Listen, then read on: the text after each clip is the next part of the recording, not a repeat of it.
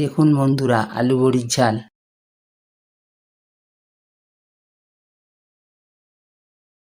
নমস্কার বন্ধুরা, আমি লক্ষ্মী। আশা করি আপনারা সকলেই ভালো আছেন। আজ আমি আলু বড়ির ঝাল রান্না করব। বড়ি নিয়েছি, আলু কুচিয়ে নিয়েছি, পেঁয়াজ কুচিয়ে নিয়েছি, টমেটো কুচিয়ে নিয়েছি, আদা রসুন কাঁচা লঙ্কা পেস্ট করে নিয়েছি, লবণ, হলুদ, কাশ্মীরি রেড চিলি পাউডার আর গরম মশলা নিয়েছি। কড়াইয়ে তেল দিয়েছি, তেল গরম হয়ে গেছে। এবার আমি বড়িগুলো দিয়ে দিলাম। বড়িগুলো আমি নেড়ে চেড়ে লাল করে ভেজে নেব।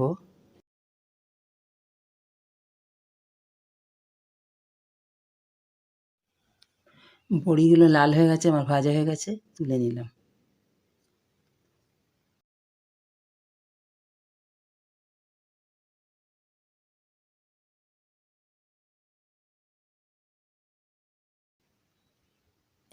এবার আলুগুলো দিলাম,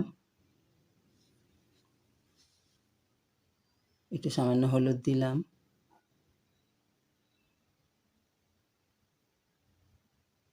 একটু সামান্য লবণ দিলাম, দিয়ে এবার একটু নাড়াচাড়া করে আলুটাকে ভাজবো। আলু আমার ভাজা হয়ে গেল, এবার আমি উঠিয়ে নিচ্ছি।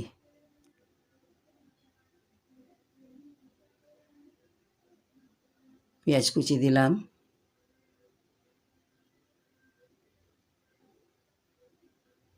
পেঁয়াজ আমার লাল লাল হয়ে গেছে। টমেটো কুচি দিলাম, এবার একটু নেড়ে ছেড়ে ভেজে নেব।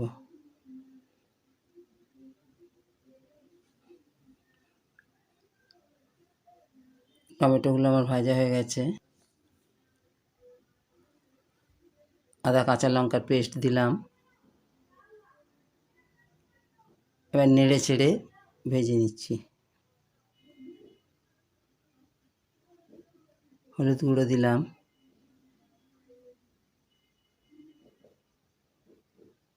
কাশ্মীরি রেড চিলি পাউডার দিলাম, দিয়ে মশলাটা নেড়ে চেড়ে মিশিয়ে নিলাম। একটু সামান্য জল দিলাম যাতে মশলাটা না পুড়ে যায়। মশলাটা কষিয়ে নেব। মশলা আমার কষানো হয়ে গেছে, এবার আমি জল দিলাম।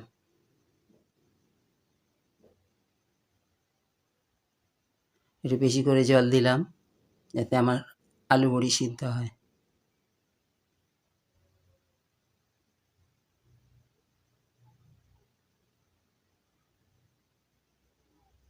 2 মিনিটের জন্য ঢাকা দিলাম। ঢাকা আমি খুলে দিলাম, এবার আমার ফুটে গেছে।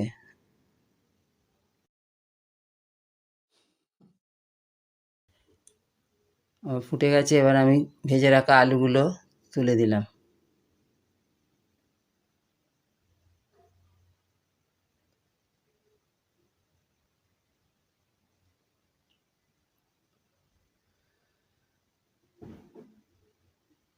এবার আমি স্বাদ মতো লবণ দিলাম।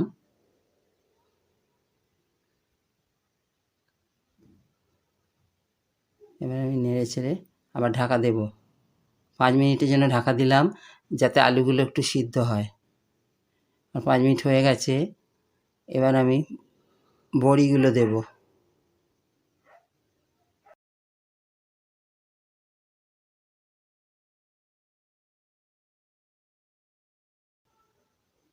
এবার গরম মশলা দিলাম, দিয়ে একটু মিশিয়ে দিলাম। এবার আমি একটু জাস্ট 2 মিনিট ঢাকা দিলাম।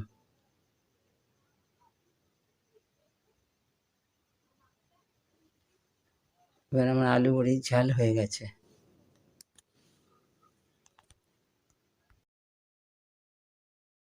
বন্ধুরা, এইভাবে আলু বড়ির ঝাল গরম ভাত রুটির সাথে বানিয়ে নেবেন।